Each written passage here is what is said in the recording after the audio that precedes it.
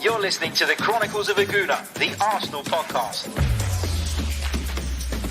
I'm Martin Tyler, and you're listening to Harry Symeou.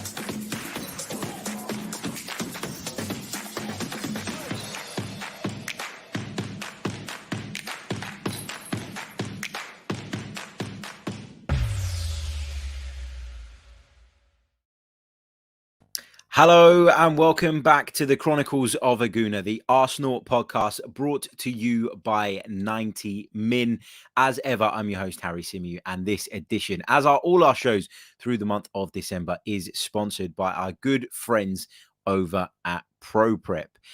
Still buzzing after last night. Really impressive performance from the Arsenal. So much to be positive about. I've watched the game back again, and when I was thinking about the subject or topic which I wanted to base this episode around, there was a standout topic. There was a standout discussion point for me off the back of last night's game. And that is, for me, Gabriel Martinelli's coming of age. Now, look, when I say coming of age, I don't mean that Gabriel Martinelli was crap and all of a sudden he's turned the corner. I don't mean that Gabriel Martinelli never showed any promise whatsoever and has all of a sudden become a world beater.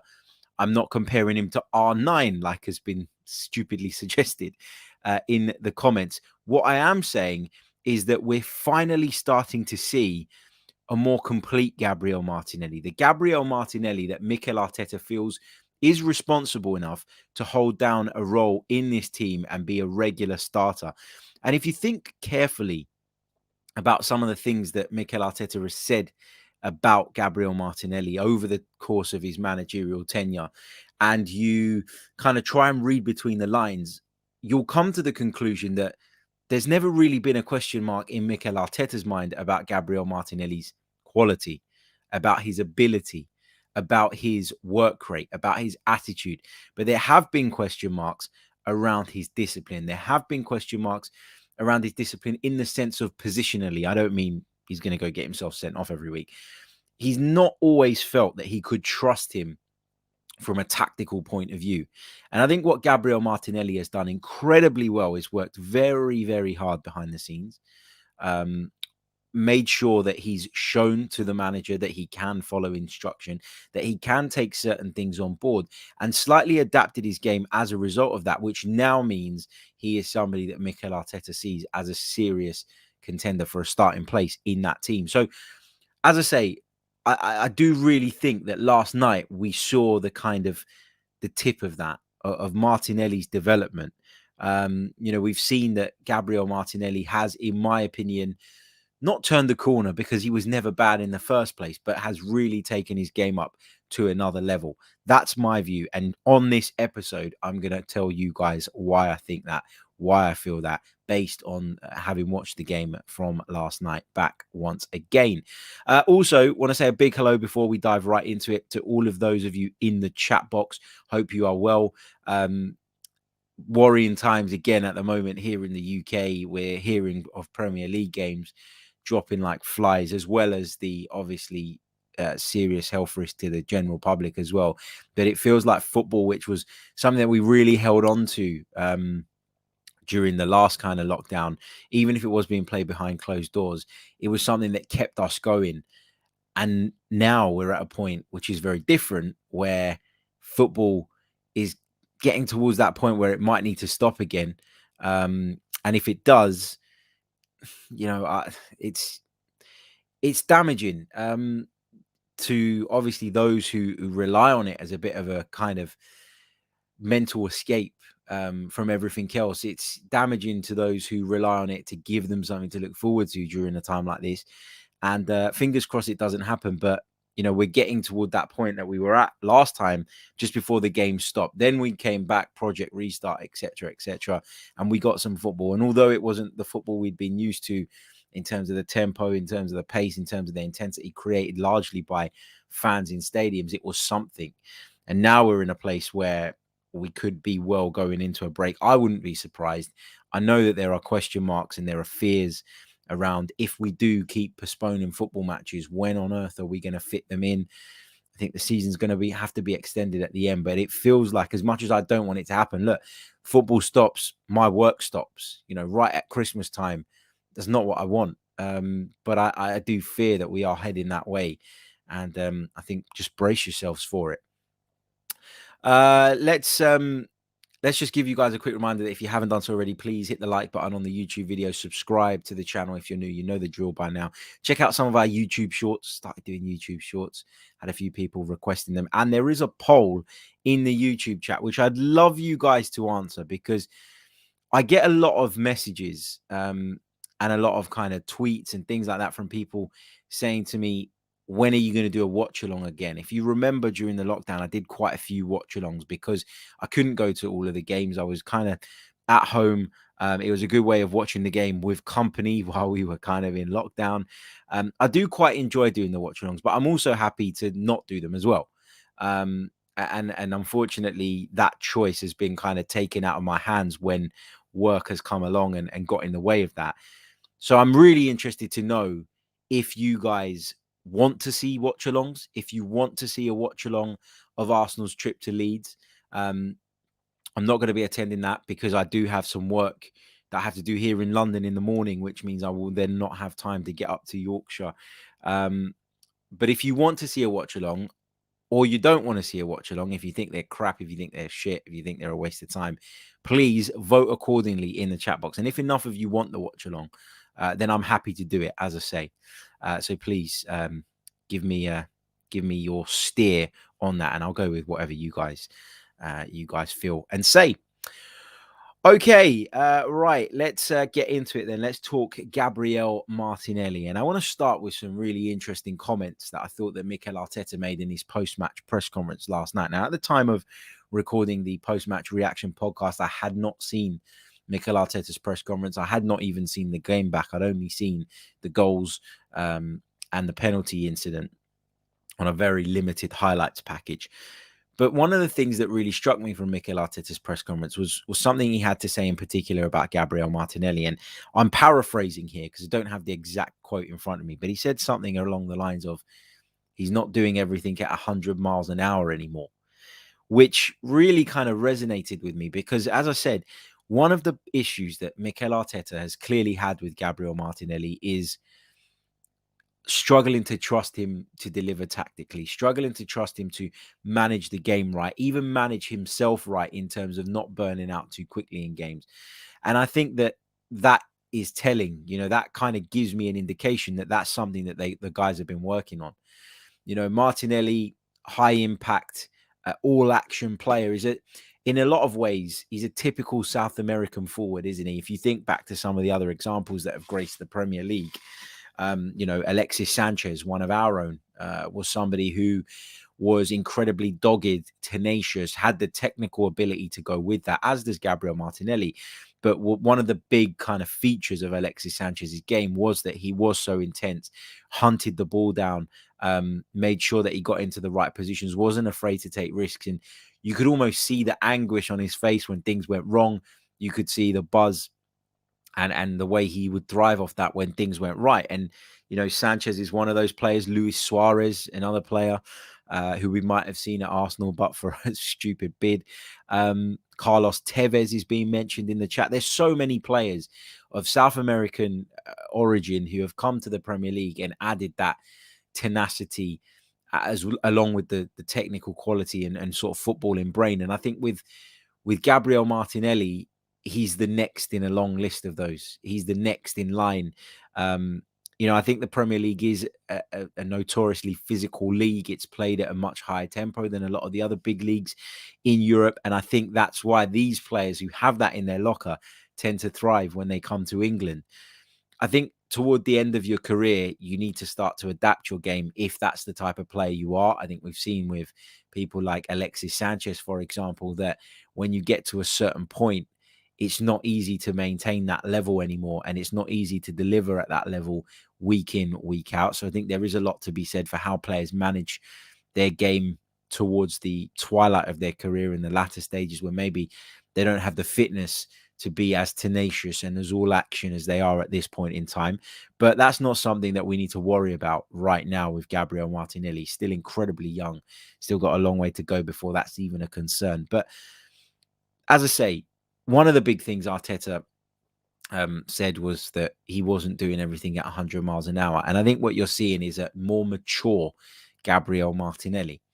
Now, what do I mean by more mature? I mean that he seems to understand better when he should be going at 100 miles an hour, closing someone down, busting a lung to get into a certain position, and when he should be that little bit more reserved and just tuck into his defensive position and make sure that he manages that particular situation. I think we're seeing more balance in Gabriel Martinelli's game. I think his movement has improved. Um, people had always pointed to Martinelli as someone who could potentially play as a centre forward. And while I agree to a degree, and I've said it on here before, that he has a lot of the attributes that you would look for in a centre forward, I'm actually coming around to the idea now that actually leave him where he is. Leave him where he is, because from the left-hand side, he seems to be able to impact and affect the game a lot more while still taking up positions that a centre forward would. And having watched back the game, and I would love to be able to share clips on here from the game, but I can't because the copyright people will be all over me. It's mad.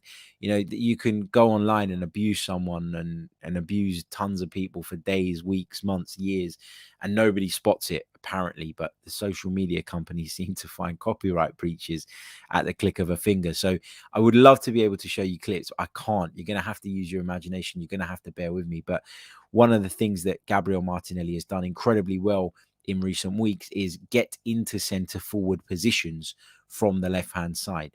Now, what does that do? That creates space in the wide area for the left back to bomb forward. It creates pandemonium in the opposition penalty area, whereby a centre half is looking at, for example, Alexander Lacazette as the man he needs to pick up, the man he needs to watch.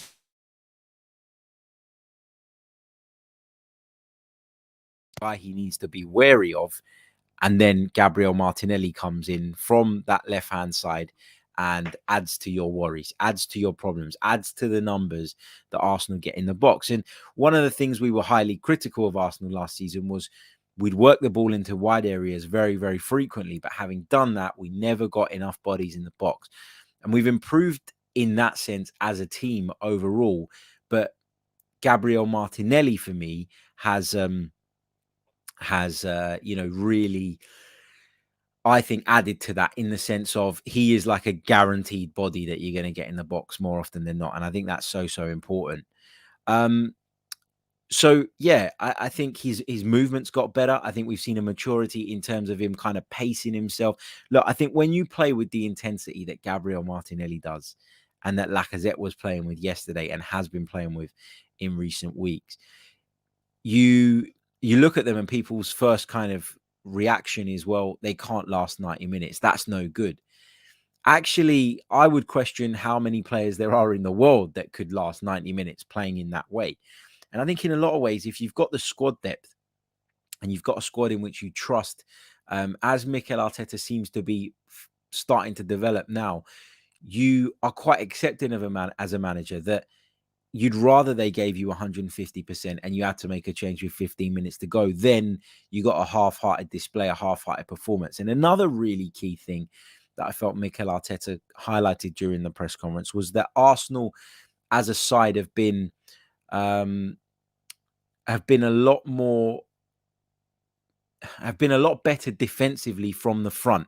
And that really sets the tone. And the idea is obviously, and I'm sure this is every manager's idea, hope, dream, is that your centre-backs don't have to actually do all that much defending.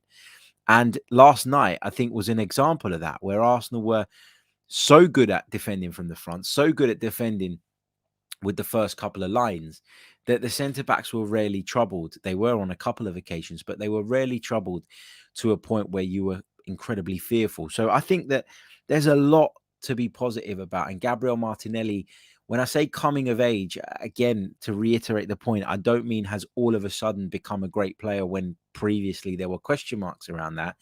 I just think that he's giving to the team exactly what Mikel Arteta is looking for, and hence why he keeps starting, and hence why I believe he's going to continue to play a big part. It was never Mikel Arteta doesn't like Gabriel Martinelli, and that was one of the agendas, one of the narratives that was pushed by the Arteta critics throughout last season. It was, well, you know, we're at risk of losing this brilliant young talent because Mikel Arteta's got a personal thing with him, got a personal agenda, personal issue. And over time, you're seeing that is certainly not the case. I'd also say, as a wider point on the young players, where people have said Mikel Arteta's ruining young players, that's absolutely not true. Emile Smith-Rowe's playing the best football he's ever played in an Arsenal shirt. Bukayo Saka, after a poor start to the season, I felt, or slightly under par performances at the start of the season, off the back of that European championships in the summer, has really started to pick up his form again. Martin Odegaard, for the most part this season, has been very good. And you're looking around, and all of a sudden, the opposite appears true. The opposite seems to be the case. The young players are thriving under Mikel Arteta. They're developing under Mikel Arteta. They're getting better and better every week. I challenged a couple of them to see, not directly to them, but my challenge to them, I guess, was, can you add more goals? Can you add more finishing touches? Can you add more end product? And back the manager who's backed you to deliver. And they have, and they're doing it. So how can you say that these players, these young players, are not developing under Mikel Arteta? They absolutely are. Very few people in the football world have ever questioned, and I'm not talking about fans, I'm talking about in the football space, have questioned Mikel Arteta's abilities as a coach. There are probably still some question marks around him as a manager, though, tactically, in the way he sometimes handles certain situations. But to me, there is so much to be impressed about with the way that he's taken some of these young players on. And I think with Gabriel Martinelli, as I say, we're at a place now where Mikel Arteta feels he can trust him, where Mikel Arteta feels that he can, he can put him in the side and know that he will deliver what it is that the team requires, and not just what it is that he specifically brings to the table. I think the point, and I keep going back to it, I keep circling back to it, the point about not doing everything 100 miles an hour is about lasting in games, but it's also about having variation in your game, right? When you pick up the ball on the left wing, if the right back knows that every single time you're going to take one touch and bomb forward, there comes a point where, although they're going to have to be physically up to the task of dealing with you, if you're predictable, you're easier to defend against. It's as simple as that. If you always go on the inside, you're easier to defend against. If you always go on the outside, you're easier to defend against. And what Gabriel Martinelli has done is added a variation. So when he does receive the ball, sometimes he'll take a touch, play the ball inside. Sometimes he'll receive it, turn himself on the outside, look for the overlapping run. Sometimes he'll pick up the ball and just start driving towards the penalty spot, towards the center of the goal. Other times he'll stand people up and then use that burst of pace and energy that he has to skip past them and cause problems. He just seems to have a lot more variation to his game at the moment. And as I say, when I talk about the variation, the coming of age, should I say, it's about variation. It's about maturity. It's about performing at the highest level week in, week out. And at this moment in time, he is doing that. Guys, let me know if there is any issues with the audio in the chat, because I can see a couple of you mention it, that it was slightly cutting out a little bit. I'm having problems with this microphone. I've had them for a few weeks now. I am buying myself a new microphone for Christmas. So, yeah, I'll get it sorted. But should be audible as far as I can hear anyway. So please do let me know. I think I've got a loose connection in the bottom of this microphone, which if you knock it or if you vibrate the desk or anything, it just seems to cut. But yeah, that's kind of my point on Gabriel Martinelli. I think he's shown incredible maturity in the way he's developed his game, but I think he's shown incredible maturity in the way that he didn't down tools. He did kind of bide his time, except that there were things that needed to change in his game in order for him to be Mikel Arteta's go-to man, or one of the go-to men. There was obviously the concerns last season around rushing him back from that injury and over-exerting him. He said that himself, as I keep mentioning. But I think now what we're seeing is the fruits of his kind of labor. We're seeing him given opportunities, but him having developed enough to, when he does get them, take them and give the manager something really to think about. He's added goals as well. Great goal against Newcastle United. I thought his goal yesterday was brilliant as well. It was Thierry Henry-esque.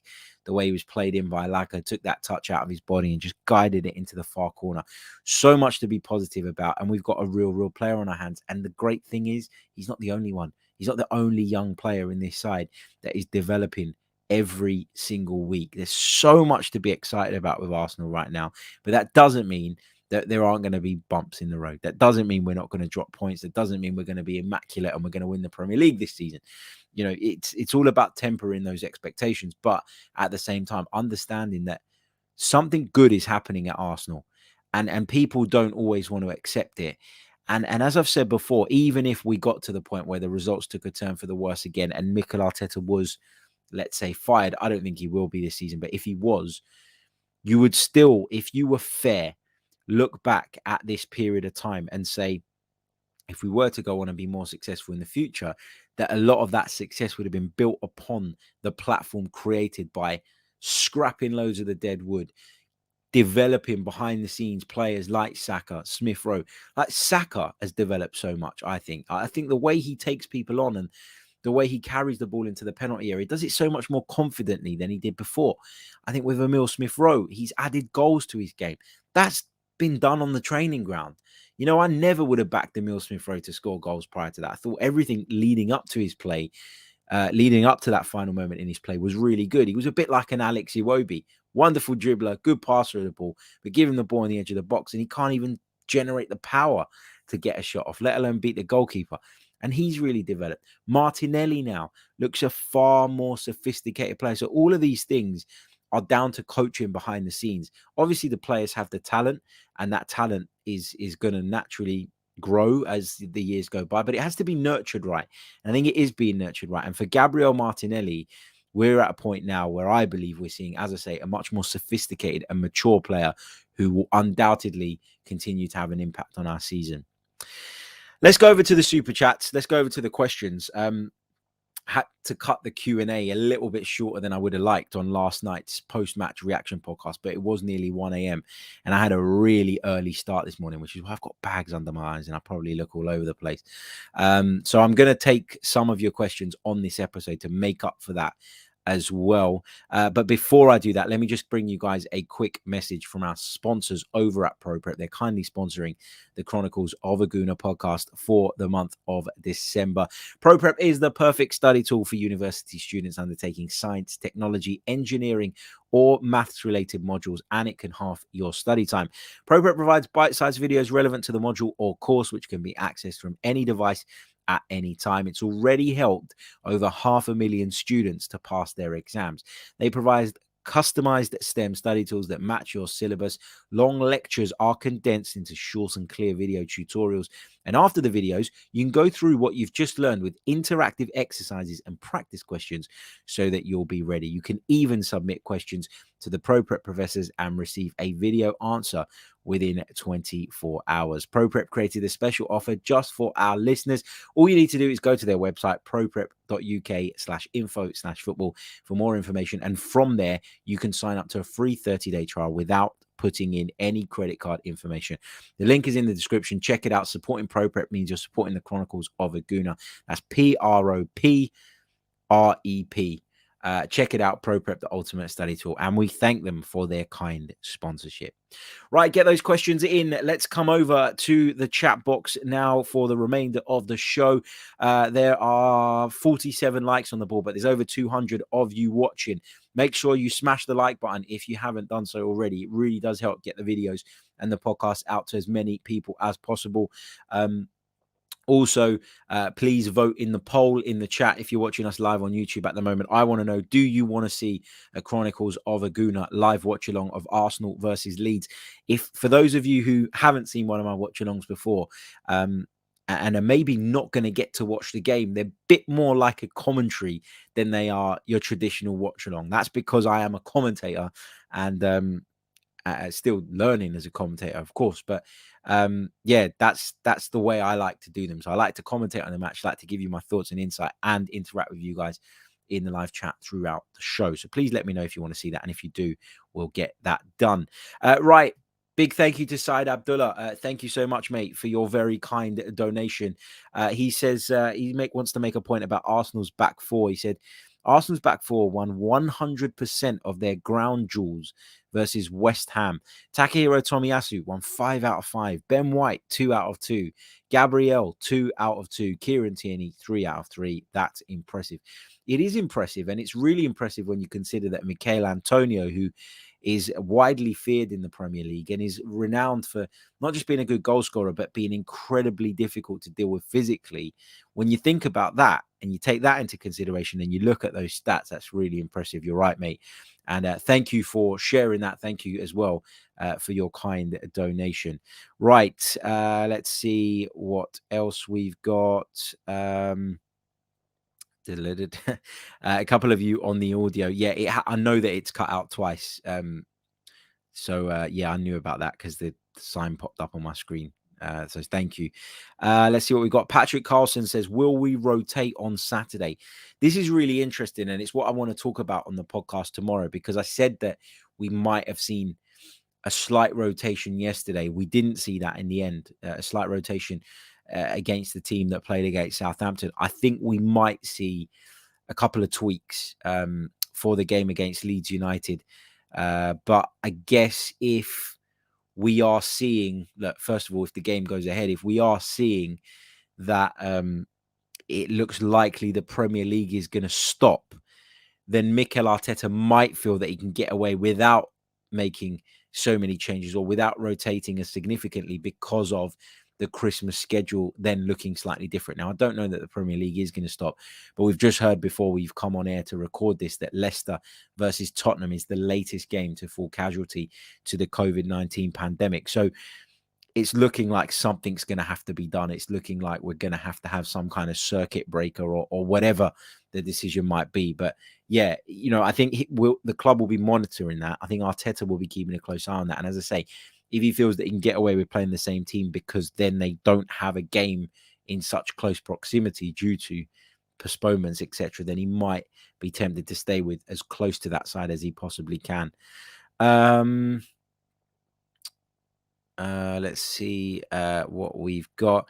Arthur says, Harry, not a question, but please talk about Odegaard and Takehiro Tomiyasu. Yeah, I mean, look, Odegaard was taken off yesterday, replaced by Emil Smith-Rowe. It proved to be a good call because obviously Emil Smith-Rowe came on and scored the goal that made it comfortable, or the goal that kind of sealed the victory.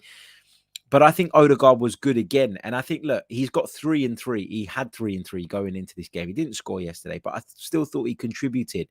And I think, as I said on the post-match podcast last night, I still think with Odegaard, one of the big things he does is being in that position alone means that Lacazette doesn't have to drop as far deep.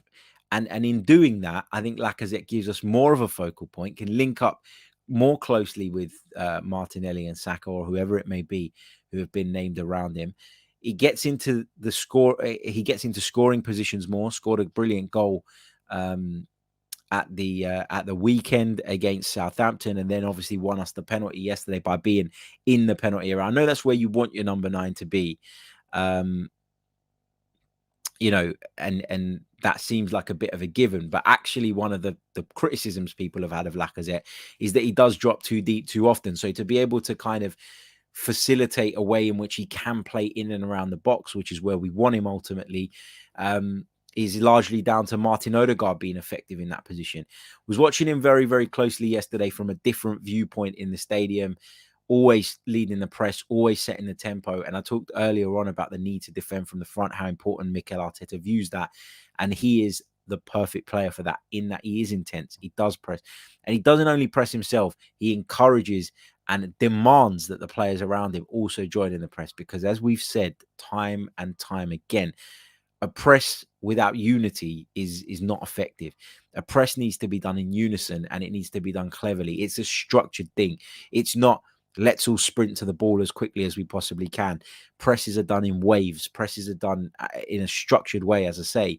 And I think that Martin Odegaard is key in us maintaining that pressing structure. Ikram Khan, sorry, mate, says, Harry, mate, I got to admit, Arteta has handled Gabby really well. Agreed. I think he has. Josh Hunter asks, do I think the PL might get stopped? I don't know if the PL will want to stop it. I think we're being a place where they probably want to get as many of these games played as possible because of the fact of where do they fit them in. But I also think that this problem in England right now with COVID again it stems from the government, right? It stems from the government not being decisive in their actions. I don't want to get into politics here, but Boris Johnson or whoever it was in his press conference yesterday, I think it was someone else, said something like prioritize the things that you want to go to stadiums for jabs, not for football matches. And it's kind of like, well, if you think that people shouldn't be going to stadiums, then how about you ban people from going to stadiums and you put a stop to it? It's like they want to take measures, but they don't want to take them because nobody wants to be the government that cancelled Christmas twice. And as a consequence of that, you get, is the right word, ambiguity, you get uncertainty, you don't know what to do. And people are at the point now, a lot of people in this country are at the point where they've lost faith in the government, they've lost trust in all of it, and they're just going to get on and do whatever they want as long as they're allowed to. So if you as a government feel that you really need to lock things down and shut things down, then you have a responsibility to do it and do it properly, make it the law. Don't just advise people do it. My mum advised me a million and one things when I was growing up. Doesn't mean I took them all on board. That's the point I'm making here. Don't advise, tell. And I think the Premier League are gonna, as a result of the government not taking this action, are gonna probably be forced into a place where they're gonna have to make their own call. And whether that means pausing the Premier League or just going back to playing without fans, it remains to be seen. But I think there's a real possibility that we get a stop now. Yeah. As I say, the games are dropping like flies, and I don't like the fact that we're going to be in a place, and I know it's unprecedented times and we've had this before, but I don't want to be in a place where one team's played 16 games and one team's played 12 games, because it just makes the table impossible to read, and it provides unfair advantages to certain teams at various points as well. So yeah, I think the best thing would probably be pop a 2-week break in there, give the players Christmas off and the time to spend with their families, and then extend the season by a couple of weeks at the back end of that. I think if you asked a lot of Premier League footballers who rarely get to spend Christmas or all of Christmas with their family and friends, would you rather spend Christmas with your family and work an extra 2 weeks at the end of the season? I don't think there'd be that much uproar against that. So I think we will get some kind of from John Daly is very, very similar. And he says, do you think we'll be without fans in grounds before the new year? Will it affect who and if we can sign or sell anyone in January? Well, naturally, clubs will take measures to protect themselves financially in the event that fans are not allowed to go to stadiums again. It's a big source of income. It's not the biggest source of income. The TV money really outweighs that nowadays. But yeah, I think clubs will be more cautious in the transfer window if they foresee a period of time where they're going to be without fans again. Let's see what else we've got. Let's take a few more of your questions. Cult of the Red Barrel says Tomiyasu has been the best acquisition at right back we've had since Lauren. Would you agree? There's one other name that pops into my head when I think about that question, and that name is Bakary Sagna, who I thought was a very, very good right back, but we just didn't have the team at the time to compete and to keep him happy, and he ended up leaving the club. But yeah, I think that Tomiyasu's right up there, though. I think he's someone who's got all the physical attributes that make him the perfect fit for the Premier League. And I just think when you think about the way Arsenal want to play, and I always talk about this lopsided system whereby the left back is afforded more freedom than the right back, and that is partly because of the profile of those players, and partly because of the way we set up in midfield, with Granit Xhaka being willing to cover those holes more than Thomas Partey is doing on the right hand side, which gives the left back that little bit more license and cover. I think he's a Tomiyasu for me, aside from being great physically, is a system player, and he fits perfectly into this system. So I think it's a really good acquisition. It's a really good signing. I'm delighted with what I've seen of him so far. Let's see what else we've got. And apologize if I missed some of your questions. There are so many that I just want to let you know that I'm not missing anybody specifically on purpose or any question on purpose. I'm just trying to pick up random. Essential Departures is, have you thought about how much time you spend countering the negative comments? I love the content. It's above giving time to those who would divide our fan base. Yeah, I do. I realize that sometimes I do go over the top in sort of batting away some of those comments. And I do respond to them. I'm human. But as I've said to you guys before, one of the things that fuels me to continue doing this and continue making content and continue doing all the other things I'm doing is that I like to prove people wrong, not in terms of your opinion is shit and mine is great all the time, but in terms of I like to prove to people that I believe in what I do and what I'm doing, and nobody's negative comments or abuse or things that try to divide the fan base get to me personally in terms of preventing me getting to my goals. They do get to me sometimes. I do go online sometimes. I think, mate, that was so unnecessary and over the top. But the reason I do counter some of the comments is because it's debate. And I think what a lot of people don't realize, and listen, a lot of this is by choice, okay? The Chronicles of a Gooner, for those of you who don't know the origins of it, it was a book. I wrote a book titled The Chronicles of a Gooner, where I covered the 2017-18 season, which proved to be Wenger's last. And I wrote the book like a diary of the season. And what happened was, off the back of that, I decided to launch this podcast and start this podcast.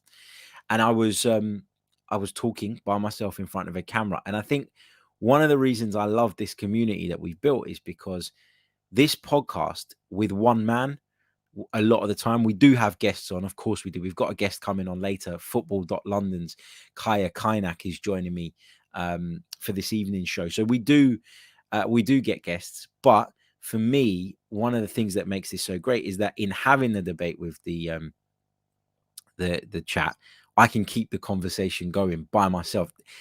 Don't underestimate how difficult it is to sit there and have a whole hour's podcast where you're just literally chatting by yourself without any pauses, without anybody else taking over.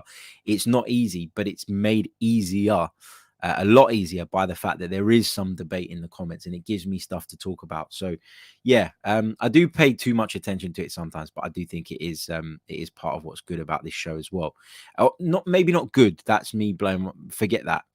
Scrap the good comment. It's what's different and unique about the Chronicles of a Gooner in comparison to some of the other Arsenal podcasts. And I don't class this as a YouTube channel. I class this as a podcast that is also on YouTube because of the way it goes out. Right. Let's take a few more of your questions. Don't forget to hit the like button, by the way. If you haven't done so already, let's quickly check in on the likes. 240 of you watching. Only 89 likes on the board. Let's get that over the 100 mark. Come on, guys. Like, subscribe. You know the deal by now. Also, get voting in the poll. We've got 150 votes on the board now. Looks like we will be doing a watch along for the Leeds game as long as that continues.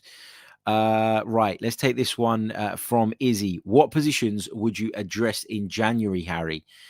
I think for me, one of the big worries I've got is the center of midfield. I know that Xhaka's back now, but I am worried that without one of him or Thomas Partey, we're a little bit lightweight in that midfield. I think, look, while Xhaka was out, there were games in which we performed with Lokonga alongside Partey. I think Lokonga could probably do a good job alongside Xhaka as well. I think Ainsley Maitland-Niles performed at times, not always, but did perform at times as well. So I think we do have options, but none of those options are really solid options to me. Mohamed El-Neni can come in and do a defensive job if and when you need him to. But I just think we could do with an upgrade in midfield. And I think that, look, I don't think that it will be addressed in the summer, in January, sorry. I was very adamant that in my opinion, it'd only be addressed if Granit Xhaka had a setback or Granit Xhaka took longer than expected to recover. It seems like he's, touch wood, made a very good and strong recovery. He looks brilliant, and he's getting fitter week after week. Obviously, struggled in that game against Everton in the second half, which was natural after that long period of time out on the sidelines. But he is back. He is available. I think he's playing quite well. And I think that will prevent Mikel Arteta panicking and diving into the January transfer market, when actually I think he'd prefer to look at this in the summer, study options properly. And I'm sure there'll be more transfer budget available in the summer as well. There normally tends to be. And I think that he will probably postpone doing that until then. I think striker is an area that we're probably a little bit worried about as well, because I think beyond Alexander Lacazette, if indeed Aubameyang is going to continue to be frozen out, we probably need another option that you can rely upon. Eddie Nketiah seems to find himself playing now as well. We talked earlier about Martinelli. I don't think he's a centre forward necessarily. And so, yeah, I think the two positions that were in my mind prior to the Aubameyang incident, I would have prioritized the centre of midfield. Post the Aubameyang incident, if indeed he is going to be departing and he is indeed going to be frozen out, then I think the striker situation needs addressing as well. But again, I think Mikel Arteta will really think hard about that and do his utmost to make sure that he makes the right call rather than rushes a call. I think he's doing the same with the captaincy. I think he's waiting to see how this develops, how the Lacazette situation develops, whether any of those young players, if they do continue to perform at this level until the end of the season, makes a strong case for themselves as well in that sense. So I think Arteta, when he talks about this being a long-term project and talks about people needing to be patient, I think they do need to be patient with the players. They also need to be patient with the manager and the club, who don't want to go down the route, I think, of jumping into silly things, i.e. big money transfers that clearly aren't going to work out, or that have a greater risk than most transfers of not working out. Every transfer has risk, but there are transfers that have greater risk. Nicolas Pepe was a transfer of huge risk, and we've all seen what's happened there. So, yeah. Big hello to Pat Moyles.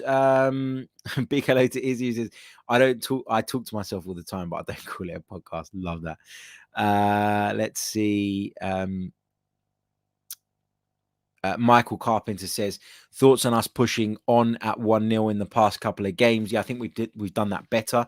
But as I've said all along, I never felt that the dropping off was a deliberate tactic. I never felt that it was something that Mikel Arteta had encouraged or wanted. I think it was something that comes from being uncertain about yourselves. It's something that comes from inexperience, and something that comes from maybe not always believing that you're good enough, having taken a lead, to still play your game and protect it. I think that naturally, when you're low on confidence and you take a lead, your instinct of, we've got to keep this, let's defend it, I think that kicks in. And I think that happened to us a few times, and it's led to us obviously not ending up with the results that we desired. But yeah, it's definitely been better. And I think that when the belief is there in the team, then naturally that becomes easier to do. And I think there has been a lot of belief in the attacking players against I know it was against Southampton, but against West Ham as well, you saw a lot more belief, a lot more flair, a lot more kind of trust in their own ability than we'd seen previously. So enjoying that. Let's see what else he's got. Alex says, I think Lokonga's been our best midfielder.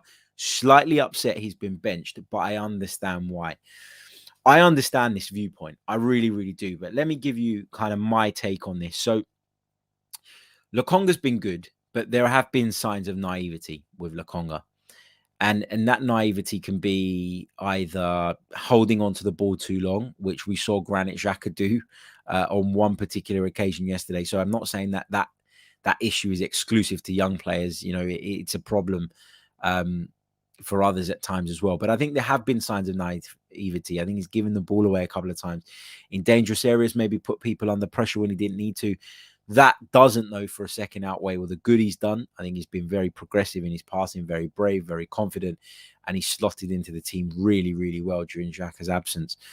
But I think what you've got here in this Arsenal side is the need to strike balance. And that balance needs to be, and I know Arteta is quite big on this and talks about this a lot, but you need to find the balance between having seasoned and experienced professionals as well as young, vibrant, fearless youngsters.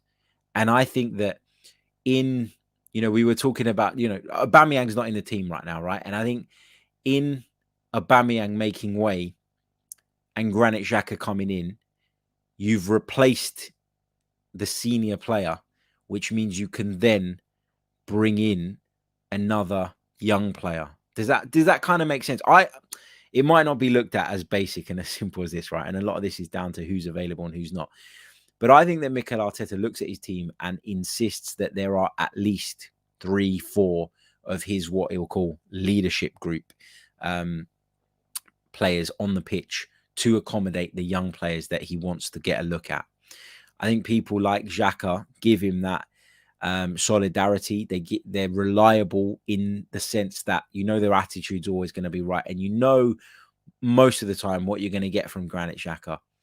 I think Thomas Partey is another player, and I think there's no position where that is more important than in the heart of your midfield.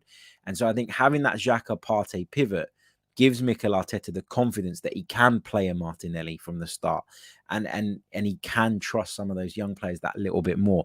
So I think that's why Lokonga's found himself left out, not because he's done anything wrong, but because Xhaka gives Mikel Arteta what he wants and what he feels is necessary to accommodate the inexperienced and the more maybe vibrant young players that he wants to get in the team. Now, I'm not even saying that that's 100% right. And I know there are a lot of Arsenal fans that don't like Granit Xhaka, don't feel he warrants a place in the team. I'm just telling you how I believe Mikel Arteta sees it. And I think that's how he sees it with regards to Xhaka being in the side. He sees that as more important than Lokonga's Lokonga getting minutes at this moment in time, because he's prioritizing the good of the team. And if Mikel Arteta feels that this is the way to win games, this is the way to push forward, then at this moment in time, remember where Arsenal were, okay? Remember where we were at the back end of last year. It was almost a year to the day, I think, that we lost to Everton, and we got, we were in a really poor position. I think we were 4 or 5 maybe points from the relegation zone. And you fast forward a year, we had an excellent second half to last season. In comparison to where we'd been, and we've had a good start to this season. Keep saying it, 4th is the absolute maximum for this Arsenal team. So to be there now is obviously positive. So I think that largely over the last year, things have been moving in a good direction, in a positive direction. Whether people want to admit that or not is up to them. There have been bumps in the road. There have been some disappointing performances along the way, but nobody said we were perfect. But I just think that you got to trust in the manager to strike this right balance. I think he's done it very, very well over the last year or so. And I think Lokonga would have come in this season knowing that he was going to be a bit part player for the time being, that he was going to be embedded in slowly. He only really got the games that he got because Xhaka was injured. That injury doesn't happen to Xhaka, and you've seen a lot less of Lokonga, and then you're less disappointed that he's not playing. Does that make sense? That's the kind of way I see it anyway. Let's see what else we've got. Let's pick out one more. Also, while I'm picking out that final question, do you know what you can do? Because I like it when people do this. It's really fascinating to see. Well, first of all, you can get the likes up to 150 because we're on 112, but there's over 300 of you watching now across the multiple platforms. Also, you can vote in the poll. 78% of you want to see the watch along against Leeds. It looks like we're going to be doing it. But you can also let me know in the comments exactly what part of the world you are tuning in from, and I'll give some of you guys a shout out between now and the end of the show. That's always good fun. Right, let's take one more question. O'Malley says, what players leave in January?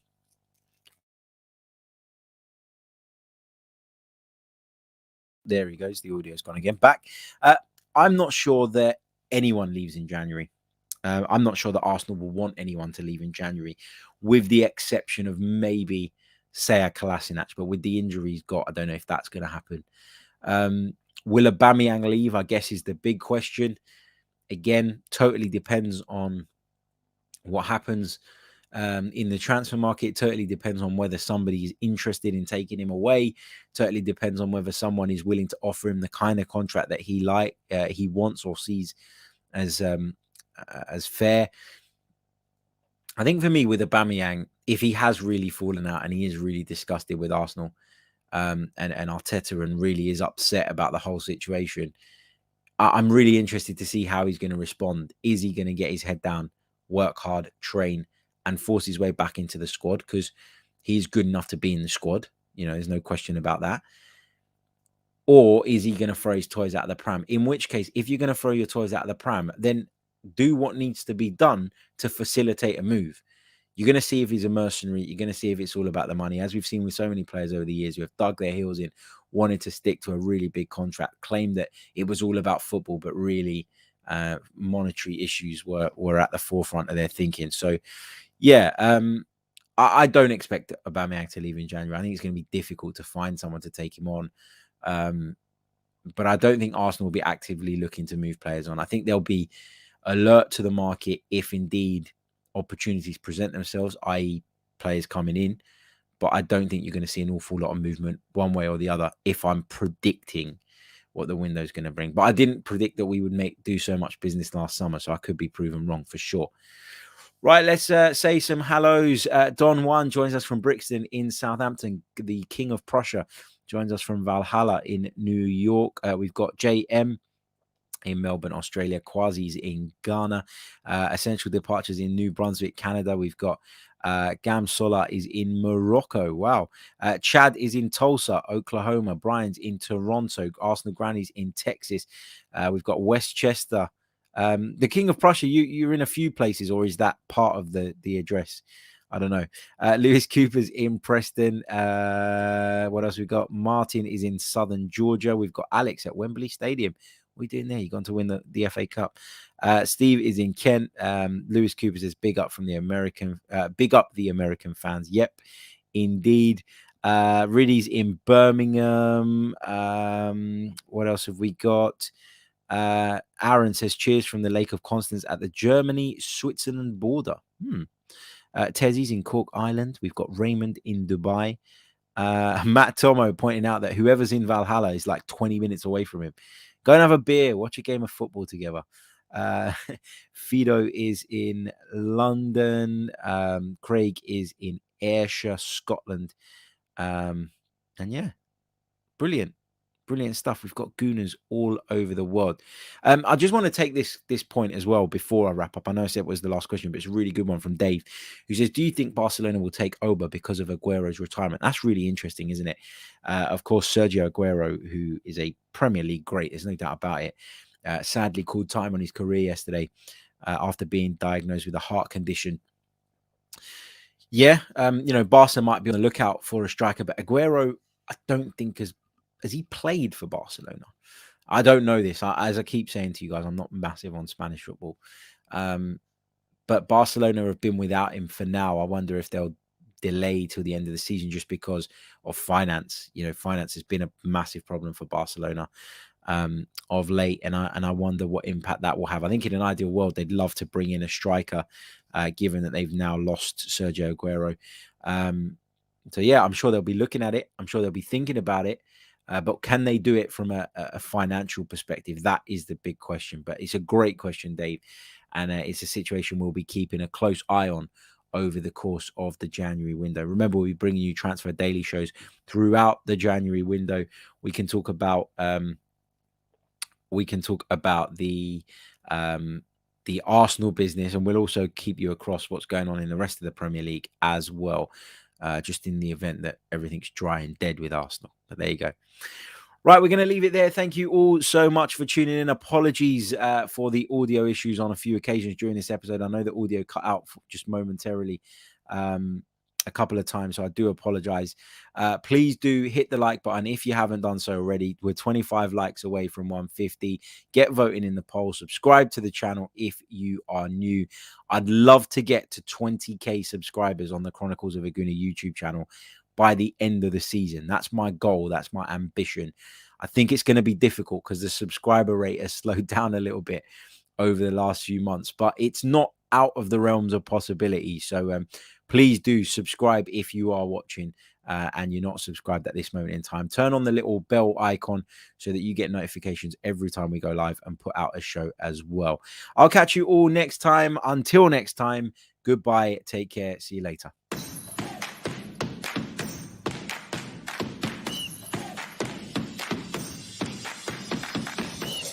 You're listening to the Chronicles of a Gooner, the Arsenal podcast. I'm Martin Tyler, and you're listening